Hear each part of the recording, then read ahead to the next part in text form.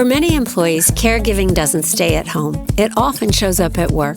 Missed hours, reduced productivity, stalled careers, and difficult choices between a paycheck and a parent or a spouse. In today's episode, we explore how caregiving is reshaping the workplace, which employee benefits make a difference, and how employers can better support family caregivers before talent, health, and financial stability are lost. Joining us today is Diane Ty, Managing Director of the Future of Aging Initiative at the Milken Institute. Diane leads national research and cross-sector work focused on aging, family caregiving, and the workforce. Her work helps employers and aging service professionals understand both the scope of caregiving challenges and the practical solutions that make a real difference. We're also joined by Teresa McDade from Microsoft, who brings the employer perspective to this conversation.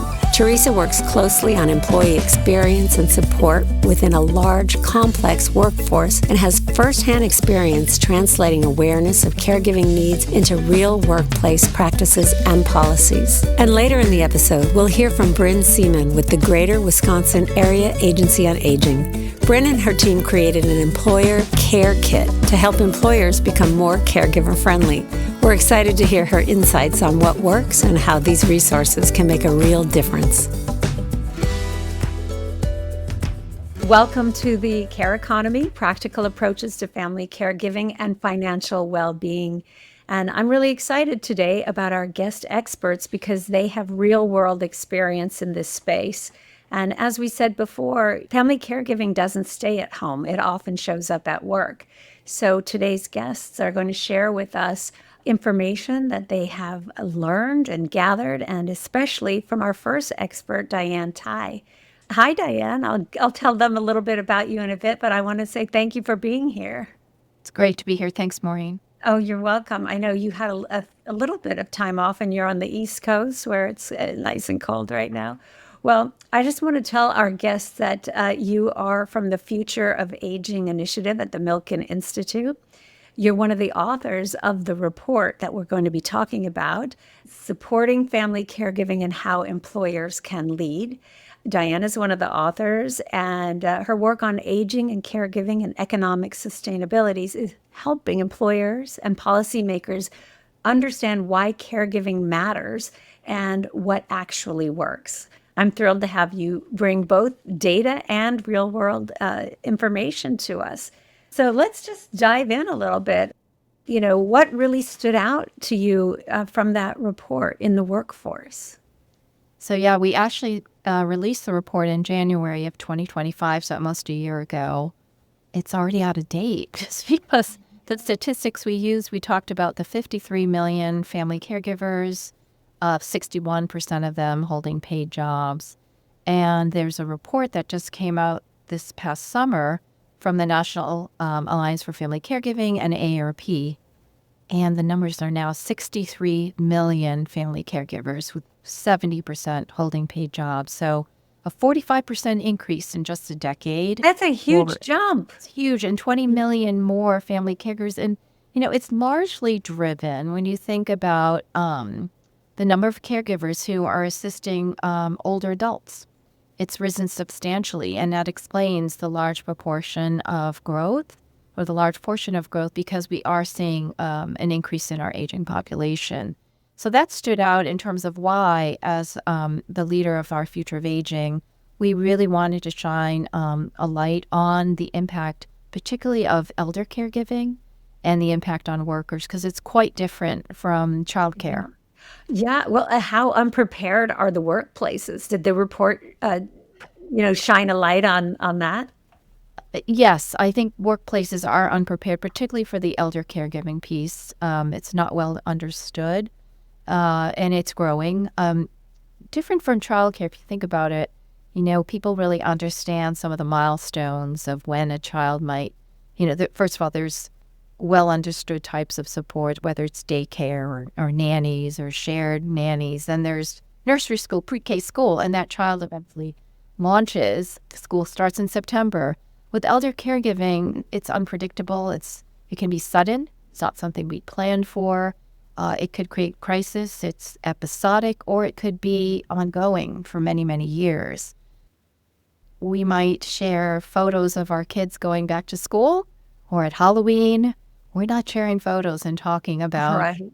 what we're doing in terms of caring for our aging loved ones. So it's Yeah. quite different. And it's very emotionally challenging, physically, emotionally, and financially challenging for many workers who are also spending time caregiving. Yeah. Well, one of the things the report does really well is it makes the business case. Can you talk a little bit about what employers are actually losing in terms of, retention, engagement, Sure. productivity when caregivers go unsupported? Yeah. So, the productivity, I break it down really into three things: presenteeism, absenteeism, and then turnover. So, presenteeism, you're physically present, but you're not able to really perform at your full capacity. Workers are finding themselves juggling responsibilities during work. There's a lot of things that you can only manage during the day in terms of phone calls, whether it's insurance claims, front end, back end, managing doctor's appointments, other care coordination, payments, managing emergency situations, backup care. So there's a lot of mind share, too, that goes into the caregiving aspects. And as I mentioned earlier, it is emotionally and mentally challenging. And so over time, it's exhausting. So you might be coming to work, but you're emotionally drained and physically exhausted. So I think there's that presenteeism aspect. Absenteeism, obviously, that's taking time off or having to come in late or leave early due to care transitions, taking time off to accompany loved ones to their doctor's appointments. That's a really important thing. Helping with all the logistical kinds of things that are happening with caregiving. So that's an impact on productivity. And then lastly, turnover. You're going to lose not only the productivity of that person. I looked at some statistics.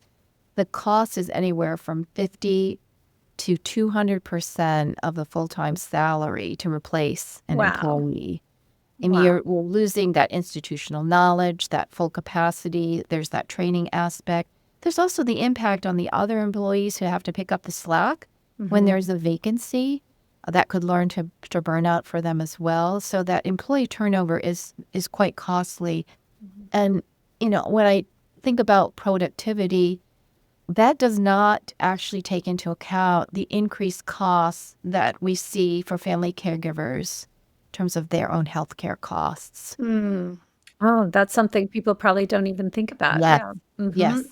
That makes a huge, 'cause, I want to ask you about flexibility because the report highlights Mhm. flexibility as one of the most Yep. impactful supports. And I Yeah. want to know from your research, what does real flexibility look like for caregivers and where does it tend to fall short? But before, I really want to ask you, like, what kind of inspired the Milken Institute to do this report in the first place? Because we didn't touch on that. And I think for all the listeners, we have a lot of professionals supporting family caregivers, AAAs, people who really want to understand this. I think we dove into the minutiae really quickly, but what was it that inspired you to do this? And then we can go back to the flexibility. Yeah, no, thanks for asking that. I think two things. One, my own personal experience. I lost my father to Alzheimer's disease 13 years ago, but it was a very long journey, helping to care for him. And then I also cared for my mom, who in her 80s had breast cancer.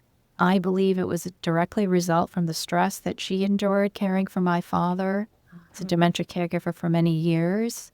She's 92 now and super healthy, so that's the good news. That's So, great. personal passion, I did leave my full-time job in order to care because I also had three young children. So that classic sandwich caregiver, and I consider myself one of the very lucky ones. I was an early caregiver for my father-in-law as well, who Yeah. had early onset Alzheimer's and two small Yes. children under the age of Yes. 3. And Ah, I cannot remember a more stressful time in my life than that period. And it was absolutely. heartbreaking because I was completely unprepared and didn't know where to turn. So reports like this are helping inform people who are helping people like us. Yes. Yeah. Fabulous. Yeah, that's great. And I think the second piece of it is in the fall of 2022, there was the first ever national strategy that came out. It included over 300 federal actions that needed to take place in order to really support family caregivers, just a multi-sector approach. There was a section in there that really touched upon employers, did not go into depth, and that's where I saw an area with the Milken Institute, with our convening platform, with our reach, particularly into the private sector, that we could actually contribute in a meaningful way and shining a light on what family caregiving was doing in terms of impacting employers and actually quantifying that for them and making it a business case to really invest in caregiving support. Well, first of all, I want to let everyone know also we will link to the report. So if you want to read this report, because if you need to make the case to your employer or to your bosses or to your community, it's really helpful. It gives a lot of statistics and information on steps you can take. And I want to circle back now. The report highlighted how flexibility was really one of the most impactful supports. So what does that look like? And where is it falling short so that people can learn how to specifically ask for what they need? The flexibility, I think what we learned, there's no one size fits all. There may be hybrid, work from home, project work, shared jobs, flexible hours where start and stop times may vary, 4-day work weeks, shifting hours day to day. You really need to trust that employee who is doing their very best to show up at work and care, really be productive and conscientious while also managing their caregiving duties.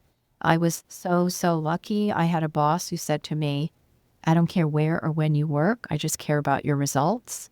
And so I could be working at 3 a.m, but not at 3 p.m. So how companies and cultures can support that flexibility, that's just one piece of it. There needs to be also infrastructure to support that, whether it's expert consulting that helps with the legal and financial areas of caregiving. So valuable. Having a culture that really supports and lets people talk about and bring their full self to work without fear that being open about their caregiving might, mean someone or a boss or supervisor or senior management may think that this person is not as serious about their role. I think where we fall short is that, clearly there's differences if you're a desk worker or frontline worker, and trying to make sure there's equity in terms of the kinds of flexibility that are available by also being realistic about the business needs.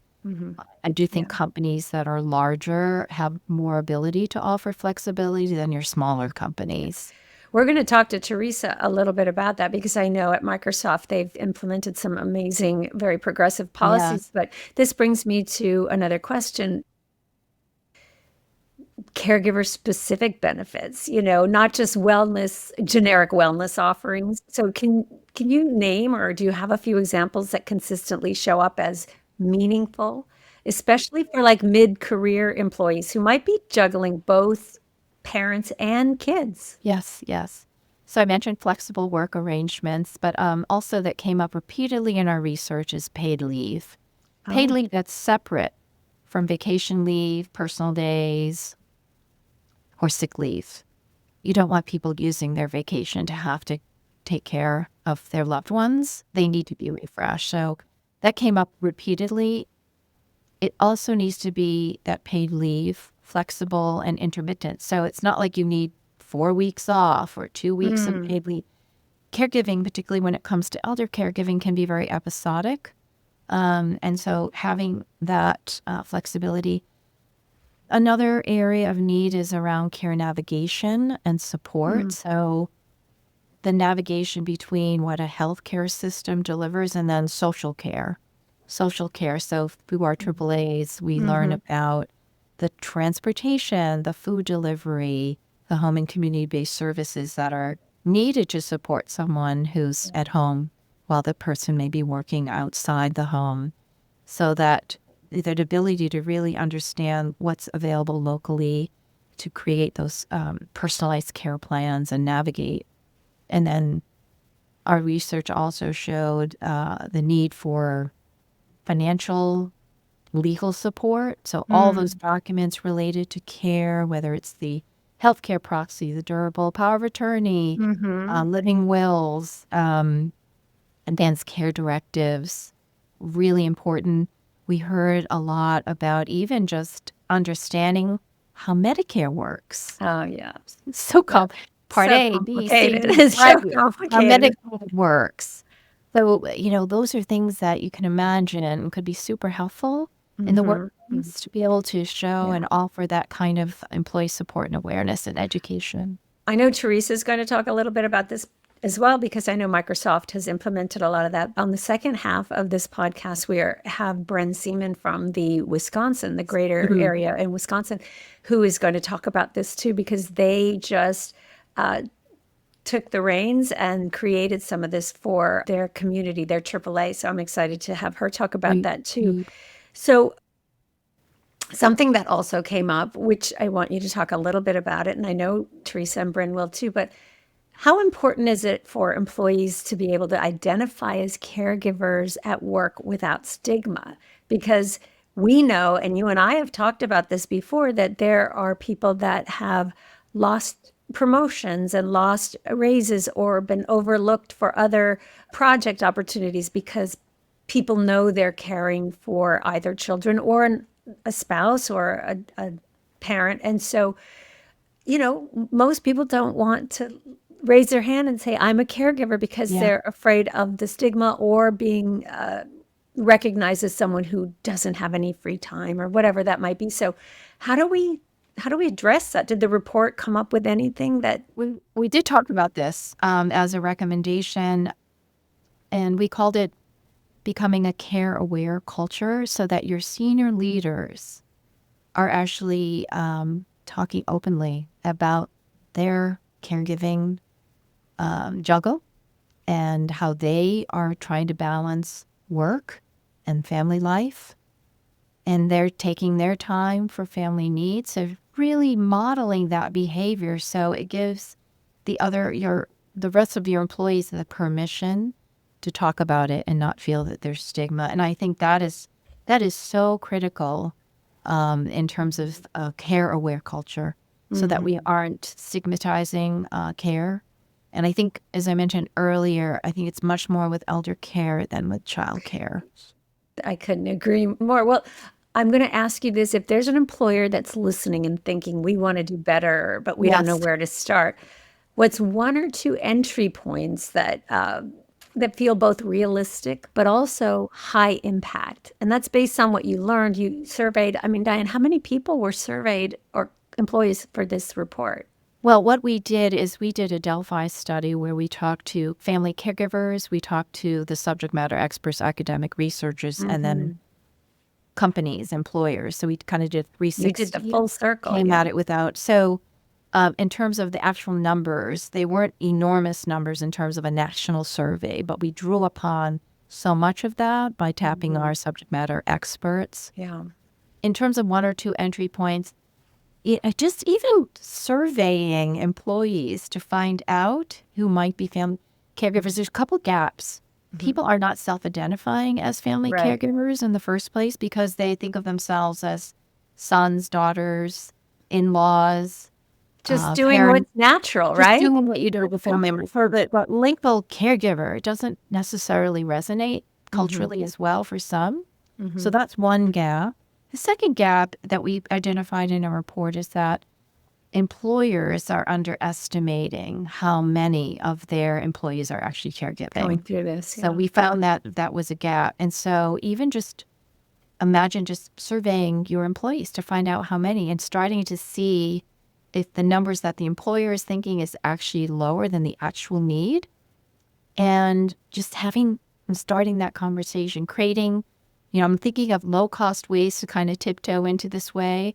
Employee affinity groups, just letting people gather and support one another in the workplace. Also recognizing that some might not want to do that for fear of stigma.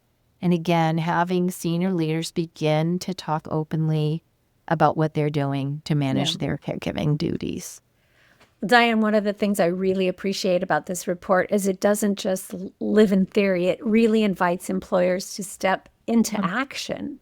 And that's a perfect segue because we are also joined by Teresa McDade from Microsoft. And Teresa, your work sits right at the intersection of policy, benefits, and lived employee experience. And so we're really excited to have you here.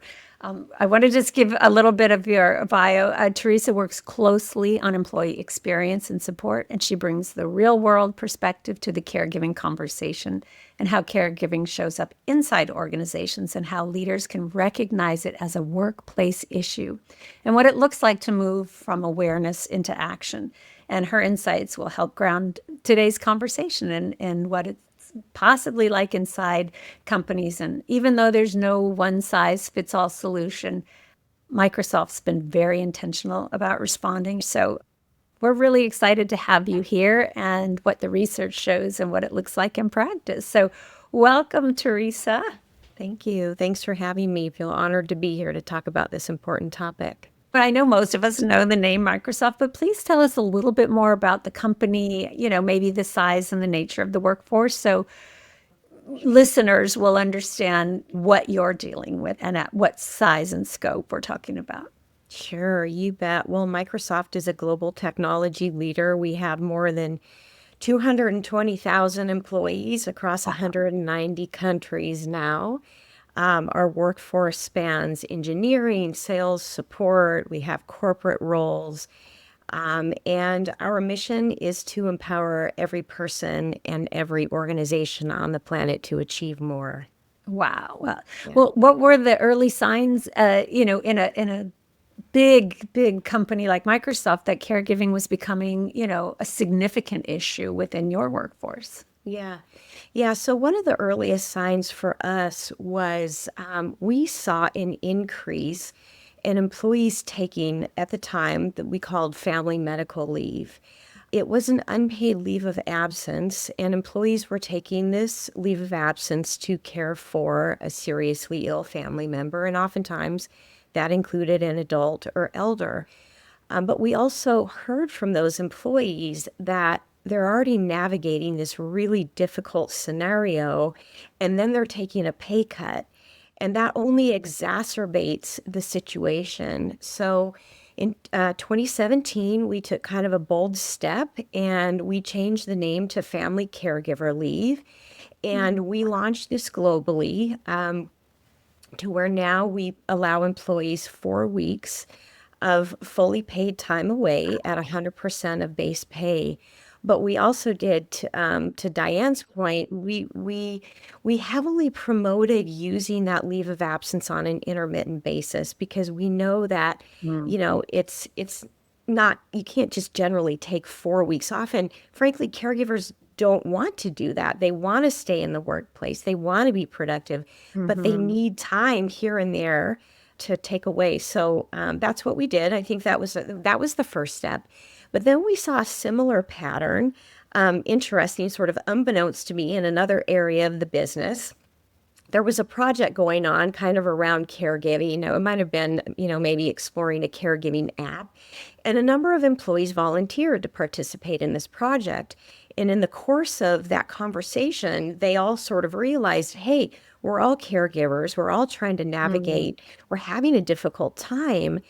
And so they decided to form a caregiving network, an adult and aging elder network. And within your organization, right? Within the organization. Yeah, within the organization. And what started with a handful of employees 4 years later is now hundreds of Microsoft employees participating in this network. You're doing exactly what the report was suggesting are best practices. So that's really impressive. What I forgot, I'm sorry I missed, but Teresa's the senior director of the work and life benefits within Microsoft's global benefits organization. So she actually leads the strategy and design from end-to-end management of U.S. benefit programs. And so it's her job to ensure global alignment of the work and life benefits, which I love the way that they call that work and life. For those of you who are listening, this is why Teresa comes so equipped to answer so many of these questions. So the internal spark, once you recognize this emerging need, how did the internal conversation begin? What was the pattern or the moment that the company realized they needed to push this issue forward within the company? Yeah. Well, I think the leave was a first step, but so part of it was based on data, but part of it was also just lived experience. There was a couple of colleagues on my team who were caregivers, and one in particular was a woman who was trying to caregive for her mom who was living in another state. So she was trying to navigate, and what she and I were talking and really realized as we looked at our benefits portfolio that there was a gap there. We had all these great benefits for caregivers of young children, but we didn't really have anything for people caring for the elderly. So she was off on her own, sort of doing her own exploration to try and find resources that could help her navigate, some of the things that her mom needed. But also at the same time, I was navigating my own caregiving journey with my mom, who in her late 70s developed a pretty severe physical issue that impacted her mobility and just general activities of daily living. So I was working my full-time job at Microsoft. I was driving to her home nearly every day after work, helping her with meals, bills, cleaning, whatever she needed. And in my case, it didn't really just stop on during the week. I was there on the weekends as well. Round the clock, yeah. Yes, round the clock. And then, my mom died, in 2019. And then on the heels of that, my mother-in-law was diagnosed with dementia. And so, the cycle sort of started over again with the family. So, I, being head of work and life benefits, sort of in this unique position to go to the market and kind of take a look at what's out there. And so that's really how that next step in our evolution started. Well, it usually does start with personal experiences because data is very important. But I think when we hear those stories, we can relate to those people. Was it Rosalind Carter said you either were a caregiver or are going to be one? So I think, as Diane said, this growing number of people, it is becoming something that is so common that we have to take action.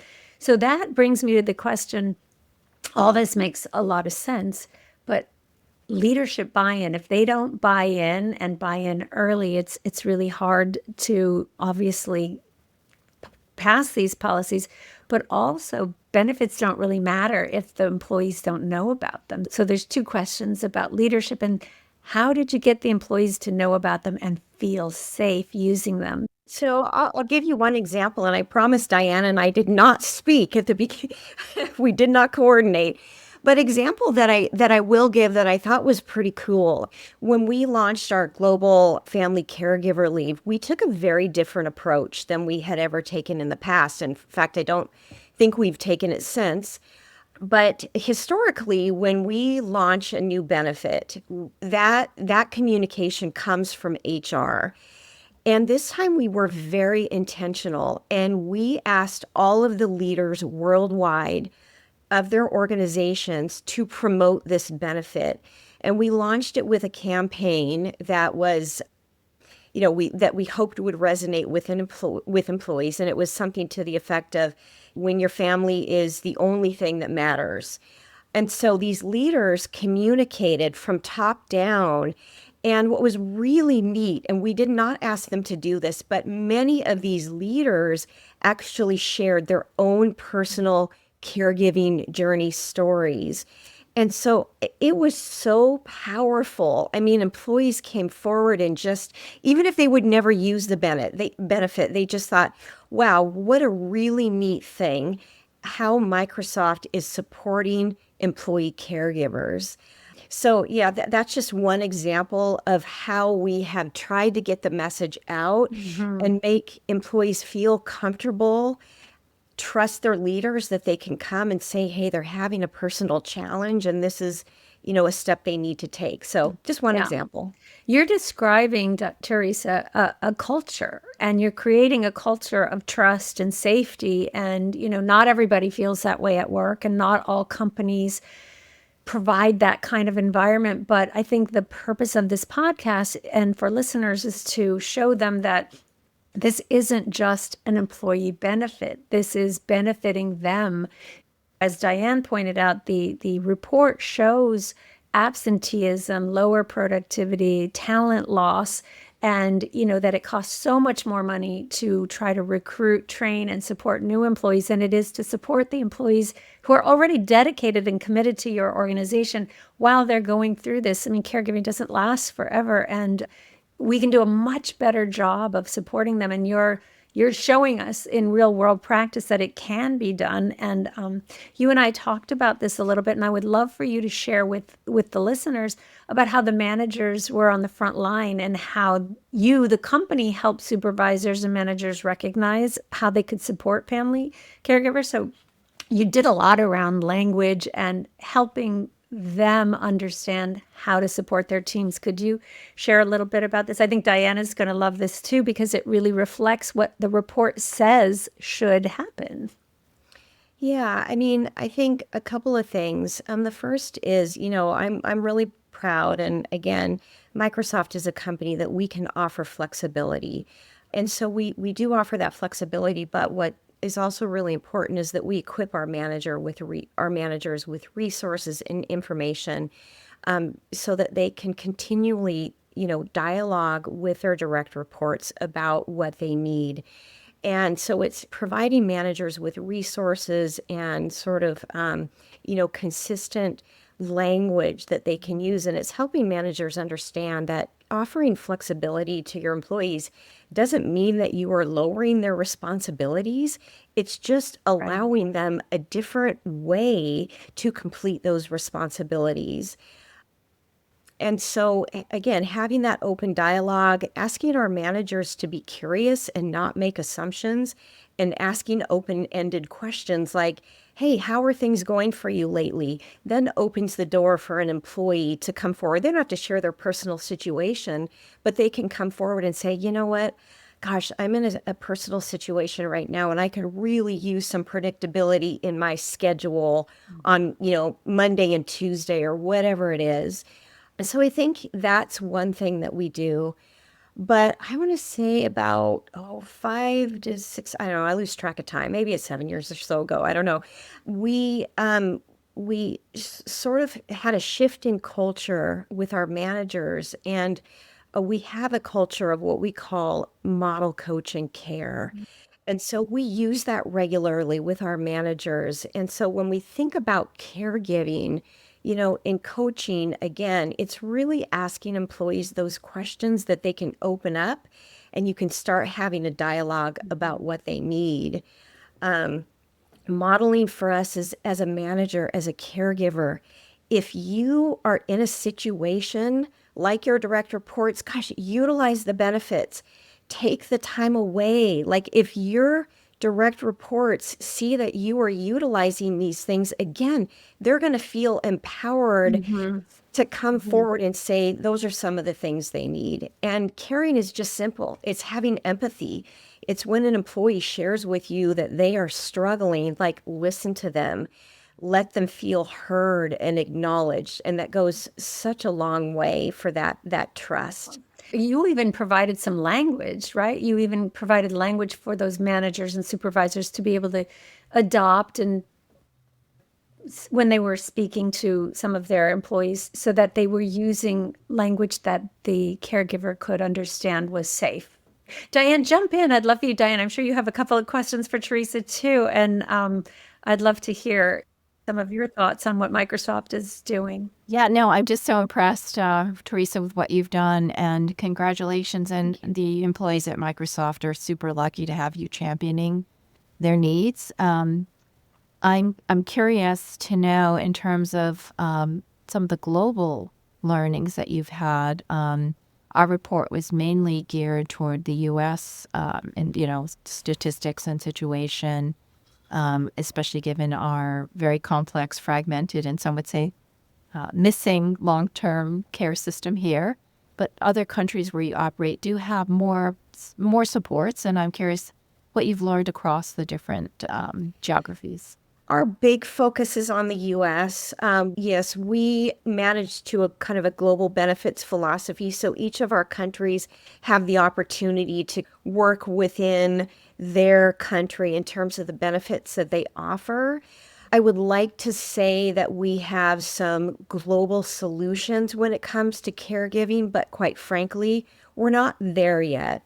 In the US, we launched with a wonderful supplier in MetLife. It was very fortuitous for us where we were launching a legal benefit with MetLife, and we learned that they sort of had this bolt-on supplier that they work with called Family First. And so we were able to launch that in the US. It's a wonderful benefit that offers a platform and resources and care experts to work one-on-one with our employees and help them navigate and take some of the Yes. work off their plate. I would love to say that we've been able to go global with that. I think that's on our longer term roadmap, but not sure that there's a supplier right now that can offer that on a global scale for as many countries that we're in. That's really cool. Diane, you had mentioned navigation, right? What? The same thing. Well, I Yes. believe, Teresa, you had mentioned that one of the things Microsoft implemented that I think other employers can do, it doesn't seem to be that heavy of a lift, but has a high impact, is that employee caregiver navigation component. And you had talked to me about how the use of it. Can you talk and share? Because I think Diane would be really interested because that's one of their recommendations. Yep. Yep. Yeah. And Maureen, are you specifically talking about the supplier, or are you talking about the inclusion network that has been so beneficial? You had mentioned something about elder care navigation or caregiver coaching, because we had talked about how some of the time spent on family caregiving is just researching where to find resources. Yes. And how to, sometimes it's several hours a week. Yes. And what you did, I think, or Microsoft did, is create a system to support those employees so the employees can do their work and the navigation supplies the information. Is that how that works? Absolutely. So twofold. Family First is the supplier that we work with, who they have care experts, and so when an employee reaches out to them and kind of signs up, say, yeah, I want to get involved in this. The care expert will actually do a lot of the legwork, everything from scheduling doctor's appointments to connecting family members, whatever it is that the employee needs, they'll provide them resources. Again, just whatever they can do to take the work off the employee's plate. We had one employee who started using Family First right off the bat when we launched it. And she said that it saved her. She was actually dealing with two elderly parents, and she said she believed it saved her 35 to 40 hours a week. And so That's impressive. it wasn't even just that, yes, that's a wonderful story, but just the fact that it took all of that time off her plate, so now she could focus on her own family and focus on really showing up at work. That story in and of itself is just, incredible. And that's just one ROI. ROI. Absolutely. Well, speaking of ROI, that's a big question I'm sure listeners want to know is, how does the company evaluate whether the support programs are actually making a difference? For both employees, I think we can get the employee feedback, but what about for the organization? Are there specific outcome stories that stand out, Teresa? And also, I do want you to mention the meeting that you had that 800 people showed up to. So I think that's a great story, if you want to share that. Yes. So when we were launching with Family First, we thought, what, we gotta better go out and see how this is going to resonate with employees. And so before we actually, we were in the implementation phase, we partnered with Family First and MetLife, and we did I think it was about 5 webinars, and we had over 800 employees show up to those webinars, which was just simply fantastic. Yep. And then when we launched with Family First, the first year, we had about 2,400 employees access the resources, and hundreds of employees actually get connected with a caregiver. So that was really impactful. And the other thing that I wanted to talk about, Maureen, was just these inclusion networks that we have in this elder care community, because those are so powerful. That is such an easy way for a company that doesn't have a big budget, or doesn't know where to start a small community like this. Because I tell you, benefits are one thing, but these folks go out and they do so much research on their own.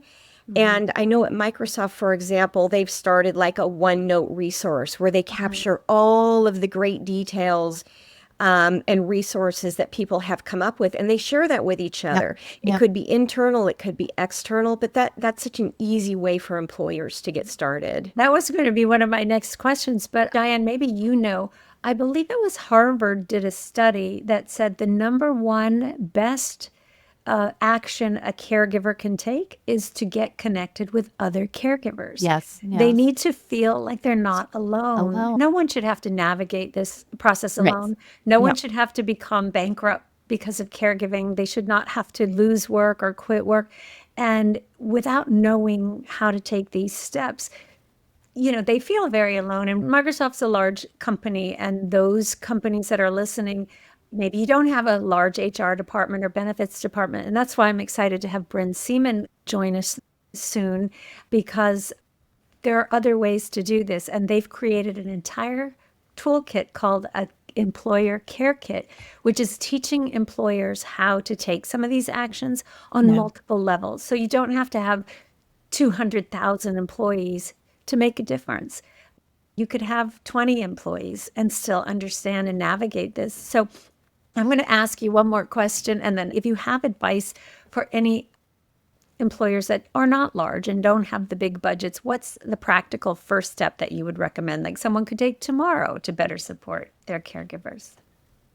Yeah, I mean, you don't have to have a big budget. You don't really have to have much of anything, really. I think just giving employees permission, and whether that's through the policy, whether it's through flexibility, whether it's through community, I think it can fundamentally change how caregivers in the workplace can feel supported. Yeah, and I think a theme that I've heard throughout is this, the notion of the peer-to-peer support. We cannot underestimate how valuable that is, so that, I think you said it, Maureen, so people don't feel alone. I know many people talk about it's a journey of one, because particularly when you're navigating for an older adult loved one, depending on the financial situation, if it's a distance caregiver versus, someone living with you or in town, what the chronic conditions might be, whether it's cognitive or physical or both. It's so individualized. And so we talked about the value of that personalized care planning and navigation. And Teresa mentioned Family First.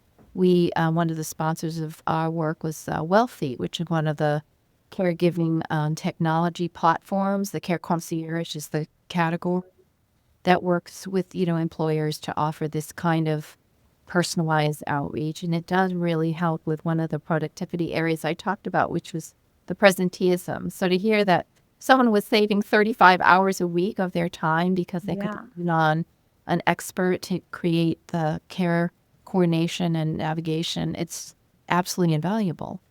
Well, I know both of you have been caregivers, and I was as well. And the feeling of loneliness is overwhelming. You can't share this information with friends and family who've never been there, because it doesn't compute. It's not that they don't want to support you, but they don't really know how.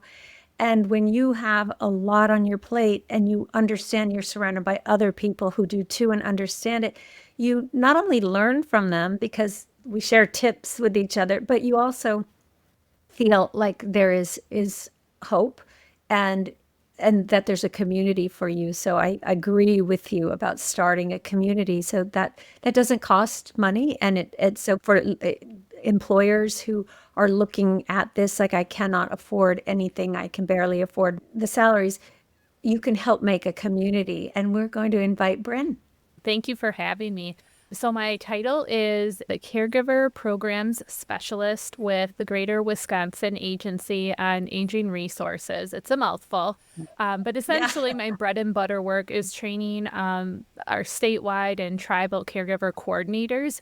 GWAR is the largest of our 3 AAAs in the state of Wisconsin, AAA being the Area Agency on Aging. Yes. How many? You said something like 18 counties or something? 70 and 11 federal. 70 Yes. counties? So we have the largest Wow. footprint in the state. And you also co-lead the Wisconsin and Family Caregiver Support Alliance, right? Yes, Yeah. that's an important part of the work we do too. Because that's your employer engagement work group is, we're going to talk a lot about that today, which is a part of the care kit, yes? Yes, yeah. Diane has framed the national landscape so beautifully, and Microsoft and Teresa really have demonstrated what's possible.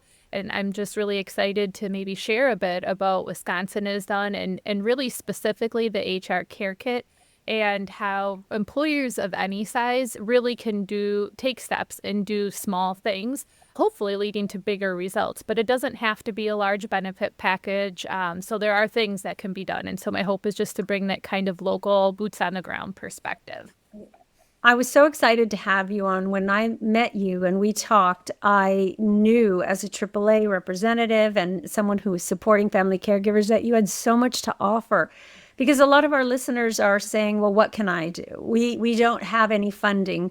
We have a small staff. There's only a staff of 2 or 3 in our office. So people are, I think they're looking at this as a larger issue. They're not Microsoft. They don't have the budgets. But you told me about scaling strategies that smaller and mid-sized employers can realistically adopt. Can you start by talking about some practical ways to get managers and leadership aligned so that the caregiving support isn't just a written policy, but something the employees really truly feel and practice? And we're talking about smaller to mid-sized organizations. And then I want you to talk about what you did there in Wisconsin and how you're supporting employers. Sure, absolutely. We talked about, or you have already talked about, that culture matters. So small employers can do this too. It doesn't have to be fancy benefit packages. And a lot of the initial work can start with just trusted partners. So as a AAA, I would like to think that we're one of those partners in that with you. So this could mean that you're surveying your employees. There are free resources available to survey your employees, so that employers can find out what percentage of their workforce actually is balancing these responsibilities. In that same survey, not the survey that we actually offered statewide, but an employer absolutely could ask their employee base what would be flexible or helpful to them or allow them to be able to get their job done, because results do matter. So allowing those results to take shape, but maybe in a different way. You know what? Before we even go any further, can you tell all the listeners and Teresa and Diane why your state created the Care Kit? It's a great question. Our goal wasn't just to create a resource. It was to create something that can be used again, replicable, and that helps translate the awareness into a sustainable workplace practice for small and mid-sized organizations. So I guess what really that boils down to is something that's scalable for all employers, large, medium, or small, something that can offer transferable options. That could be if you're an employer in manufacturing, sales, industry, so that hopefully there's something that can be pulled from this despite what your workforce looks like. And then I think thirdly, building a bridge between the policy, the national framework of caregiving being an economic issue with the workforce, and the workforce being caregivers and majority of caregivers. You had mentioned to me that Wisconsin lost a large percentage of its workforce because they were leaving to take care of family members. How did you find that out? Like, how did that come about? As luck would have it, as COVID happened to hit, if you will, or begin, shortly thereafter in 2021, we had implemented through our employer engagement subcommittee, which is part of our statewide alliance, an employer survey. And so we found a lot of information about employers that way, and we also shared it statewide through the same channels to get employee feedback. And we found that a large number of folks were being forced to make a decision between caring with their family or staying in the workplace. And we saw early retirements, we saw people leaving or switching jobs, having conversations about, I'm going to need to take care of my parent. I now need to start looking for a new job because I don't think my employer will support me while I'm doing this. Mm-hmm. Yeah. So your care kit, which I'm going to show in a bit, is helping those employers develop processes and policies to support people like that so they don't have to leave their job. Precisely. We initially started with the audience of employers, but we've now found that since it's been in place, it's actually helpful for employees who want to gain some language or some ideas and confidence around how to approach managers or employers about their caregiving situation. And then thirdly, we found it really helpful with our professional caregiver coordinator staff. So those are the folks that I help train throughout the state. Well, when they're offering these lunch and learns or they want to be supportive to an employer who might contact them, we didn't necessarily want them to have to quickly do the research or develop something. So this HR care kit became something we began to offer. And, you can amend it, edit it according to your community needs, or for that matter, if you would want to take it as an employer and amend it to your needs, certainly you can do that. But it kind of had a three-prong approach for the employer, employee, and then even in our professional caregiver coordinator space. I've seen it. I think it's incredible. And I'm wondering how the Wisconsin employers are actually using the toolkit to identify and support the family caregivers. And if you have any examples of programs or policies that have come directly from it. I think some of the biggest things we've seen are what we've talked about. So it offers an opportunity to change the culture, which could just be sharing some of your own caregiving experience. I think that probably needs to take root even before policy takes root. The culture will eventually shape the policy, and having policies that really nobody understands or are aware of doesn't help the workforce. So you really want to have the buy-in of the culture first. You want employers who get feedback from managers about what they feel comfortable offering or how they feel comfortable approaching these situations and what they think can be helpful. And eventually, of course, that leads to retention, and it can even be used as a recruitment tool. And certainly it's a cost savings because we're not only retaining the people, and we know from the previous conversation how much money can be lost just from those who leave, but they're present when they're there because these flexibilities that have sometimes come right from the caregivers themselves have been implemented and are used. And I'll give you just a quick example of something I heard was a caregiver understood that with her aging parents, there would be times where she was just going to have to leave. And it might be on a pretty quick, kind of moment's notice. A fall alert would go off and she's the first one who needs to respond. Or mom and dad would call and they weren't feeling quite right, so she would have to leave. And they were able to just provide, not specific to this employee, but to employees in general who might benefit, a parking spot that was closer to the door so that she could very strategically get out of the building, know that she had full support of her employer and was able to leave, tend to those needs. And she knew then that when she was back at work or when she needed to be present, she could get her work done because when the time came that she needed to be called to do her other duties, that was allowed and that was offered to her. I love that. And I see Diane shaking her head yes, and that's probably what you were envisioning. Diane, I would love to invite you both, Teresa and Diane. I'm sure you have some questions for Bryn. I did take a look at it and I thought it was fantastic, so congratulations. I'm curious, I'm familiar with the incredible work that the state of Wisconsin has done within dementia caregiving.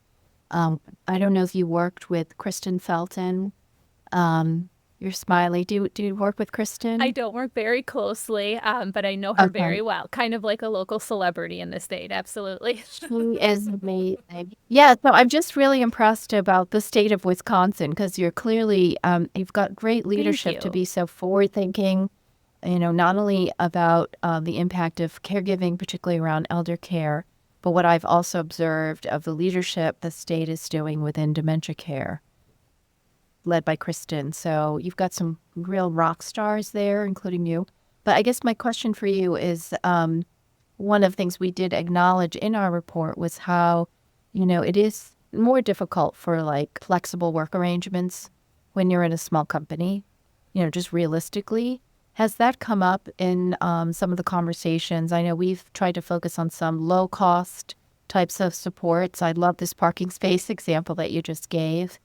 But just curious what kind of feedback you might be hearing from the smaller companies. We kind of launched, and I'm hoping we'll have more of it, but we offered something called an Exemplary Employer Award. And really it was designed to, we partnered with our Department of Workforce Development so that we really had a spread of network. It's not just caregiving or aging or disability, that we really were reaching out to employers of all sizes. And we had applications for this award, and the goal of the award was to really highlight real-world employers who are taking steps. So it wasn't to award perfection. It was really just who's taking those steps and who's initiating policies and being intentional. And through that, we actually found, and we didn't know that we would find, but we found all three, a small, medium, and large employer who applied, who is doing great things, and we were able to give them that award. And the small employer, the way I can describe it is normalized caregiving. So the owner of the company was a caregiver herself, and she was able to share her experiences, and complement to that, she also offered flexible scheduling, and her approach was manager check-in. So not expecting the employee to come to her, but to take it upon herself and just offer resources, not necessarily, inviting the employee to overshare, but just letting them know that they were aware and that these resources existed. And then in our more medium-sized employer, they were Door County Maritime Museum. So pretty rural in Door County, Wisconsin, but medium-sized employer. So they had employees in different locations. They use things like creative scheduling. So maybe it was starting earlier, working later, compressed schedules. And then I heard you guys talk about the peer support group, having that connection with other family caregivers. No cost, right? That's something that can happen either organically or more formal. And then having manager training so that when managers were faced with these situations or wanted to offer a support or a solution, they felt confident that they could say, yes, this flexibility can be given to you. This peer support group is here for you. And I think empowering the managers was something that took hold in that space. Those are excellent examples. Thank you. And one of the barriers, I guess, to any company changing policy or creating a program is how do you get that out and let the employees know? And what this award did, I think Bryn had mentioned, some of the employees actually nominated their companies. The companies didn't even know about it. And you said the word recruitment. So again, in today's job market for top talent, people are looking for more than just a paycheck. They're looking for a culture. They're looking to be supported. And one of the things that struck me the most in what your care kit is they talk about, what about people who are not caregivers? And then it went ... yet. Bryn, you can tell me if it's working, but I read it and I had such a clear idea as someone who could be a potential employer, what this means. And so was that the intention of it? Are you getting more and more employers aware and wanting access to this care kit? We are. It felt like we've been doing this now for 4 or 5 years, and we've been the one asking, can we come to a SHRM conference, a Society for Human Resources Management conference? And we were kind of trying to drum up the audience, drum up the support for it. And in the past, maybe year, 6 months, it feels like now we're the ones being asked to come into that space with corporate employers or larger spaces.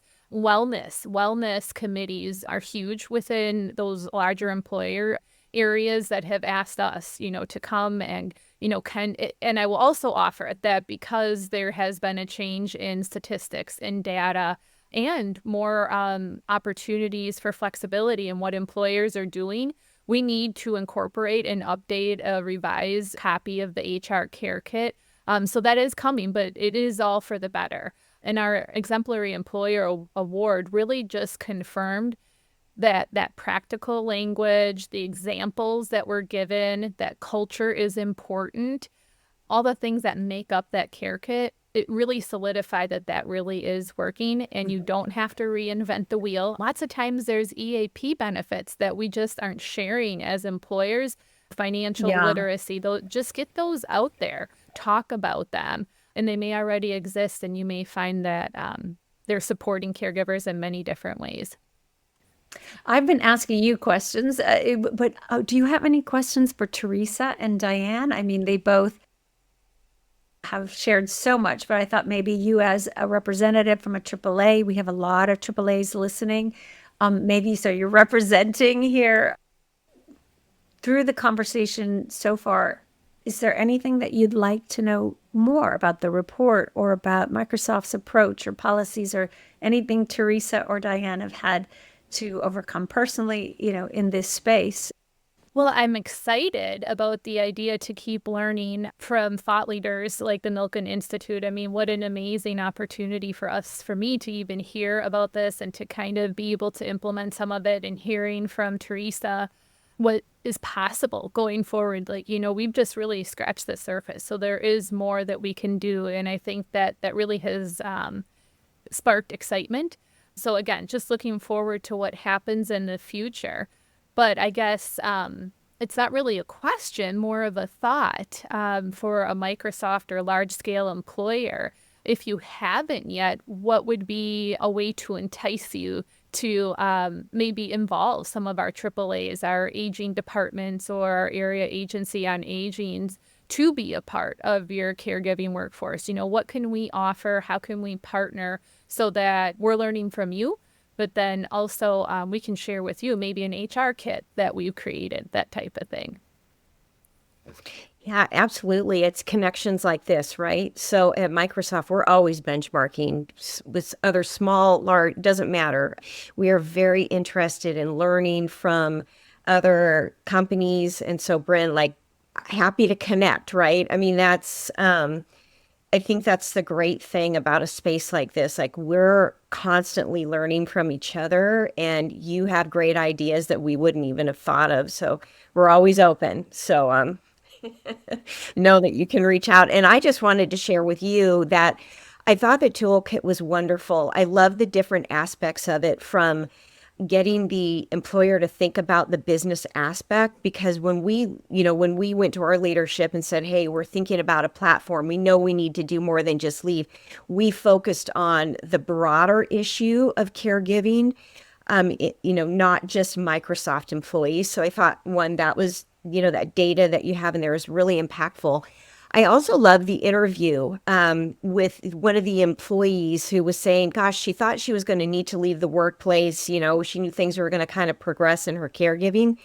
And the question was, well, have you spoken with your employer, about things you could do? And she said, well, no, I just assumed they're not going to support me. And so I love that, because I see that person as an employee who could frankly start one of these, caregiving networks internally, just get connected with other employees to kind of start that dialogue. And also the checklist was wonderful, because it was kind of like super simple things that you can do to more complex, depending on where you're at in the journey and what your budget is. So I thought it was really great, and some information in there that we could certainly leverage at Microsoft. Oh, I love this conversation, and this is exactly the reason this podcast exists. You have a large company with 220,000 employees who can learn from a AAA, and the AAAs who are the boots on the ground, not just with one employer, but they hear from all the different employers what's working, what challenges they have. And you've created a tool that can be duplicated and scaled and changed and edited. And it's so impressive. And I hope those listeners will check it out. We'll link it, of course, in the show notes. And Diane, this must make you very happy because as doing the report and getting all these national trends, you're hearing from two companies or organizations that are actually taking actions. Absolutely. Well before our report. So all your work started before, but it just really validates the work we're doing and just helps to show what's possible to other employers. I'm struck by, some of the acknowledgement of, and we see this too, we do have caregiving, childcare benefits, but we have this gap when it comes to elder care. And, for us, the future of aging, that is the pieces we're seeing. That is what's pushing the numbers, the complexity and the need. And I'm hearing that as sort of anecdotally, that is what's happening. Another observation is that a lot of the changes that are being driven in companies are because somebody in senior leadership has had that lived experience. And when you have that and you realize how hard it is, and then you start thinking, oh my gosh, how are others managing when I have this, this, and this, and it's this hard for me? And that's what motivates me every day. Because I felt like I was one of the lucky ones, and yet it was so difficult. You bring up a perfect point, Diane, which is when you're at the top, or maybe you've got a salary and you've got some years behind you, you feel a little bit safer, whether that's taking time or asking for time. But there are a lot of low-income individuals who work hourly or gig workers who don't even have any security. And that the more we get the word out and help employers understand this isn't an employee problem. This is something that is affecting people all over the world. Obviously, the United States is what we're focused on. And that if I was looking for a job and I knew I had some caregiving responsibilities, the same way as someone who's thinking about starting a family, they might look for maternity leave benefits. So do you have them? Employees are going to start looking for caregiving support programs. But we also have all those different businesses, I'll say, that hire hourly employees, that they're going to have high turnover if they don't consider having some kind of caregiver policies. I won't even say the word benefit because I don't know what they can afford or not afford, but policies that help support those hourly workers or gig workers so that they don't have to constantly be leaving their job. Maybe it's flex hours, job sharing, temporary leave, but being able to come back, because we just don't know what's going to happen with caregiving. And having to make the choice between a parent or a spouse and a paycheck, no one should have to be in that position.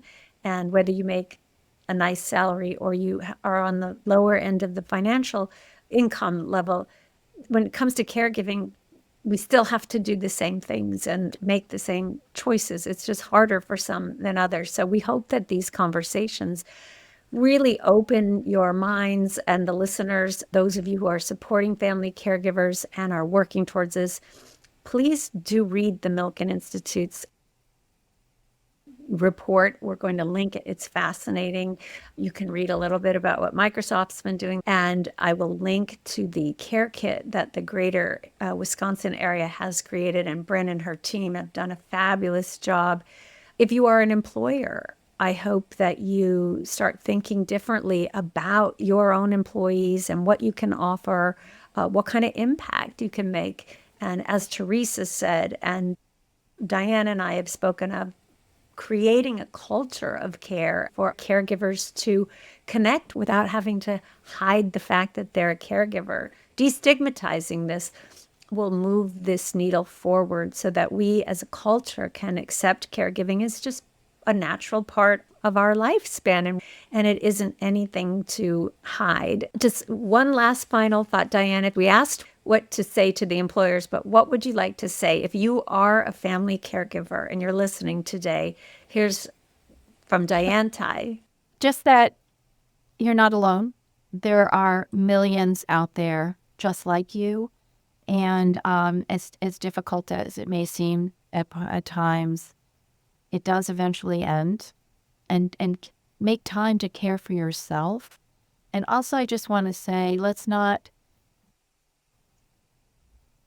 forget that as we are, as our population is aging, this family caregiver piece is starting to really affect younger generations as well.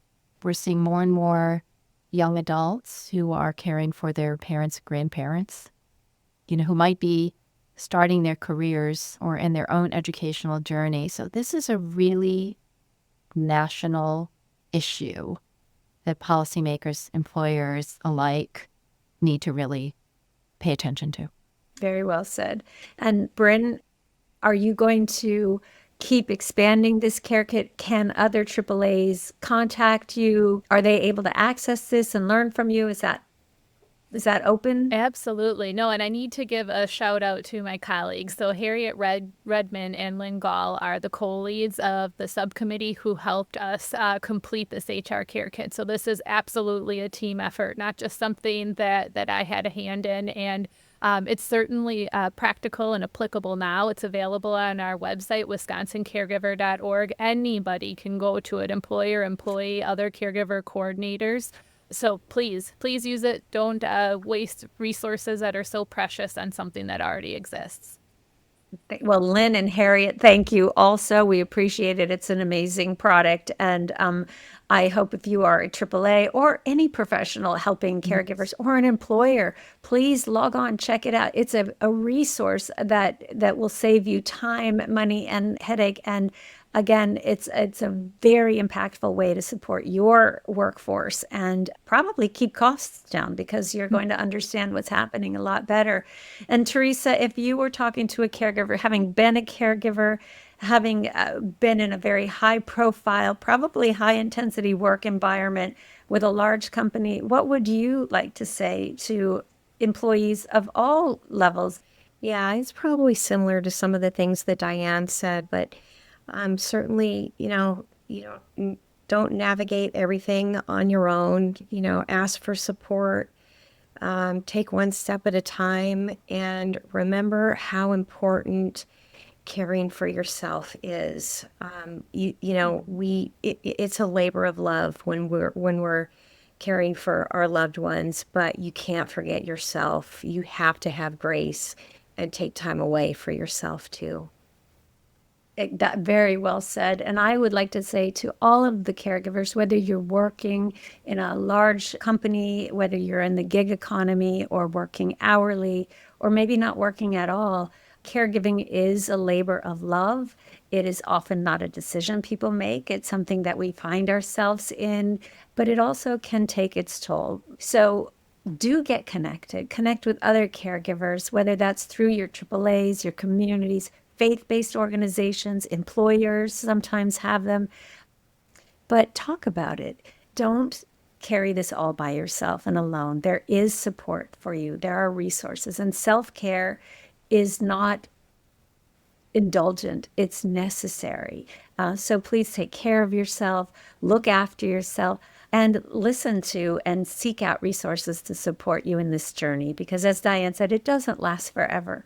And you don't have to do it alone. And I want to thank my guests today, Bryn Ceman from the greater Wisconsin area, from Diane Ty from the Milken Institute for the Future of Aging, and Teresa McDade from Microsoft. Your time and your knowledge and insight has been invaluable, and I so appreciate each and every one of you. And that concludes this episode of the Care Economy, Practical Approaches to Family Caregiving and Financial Wellbeing. And we will continue having these conversations and breaking down the economics of care, one conversation at a time. So thank you very much, and we hope you'll join us next time.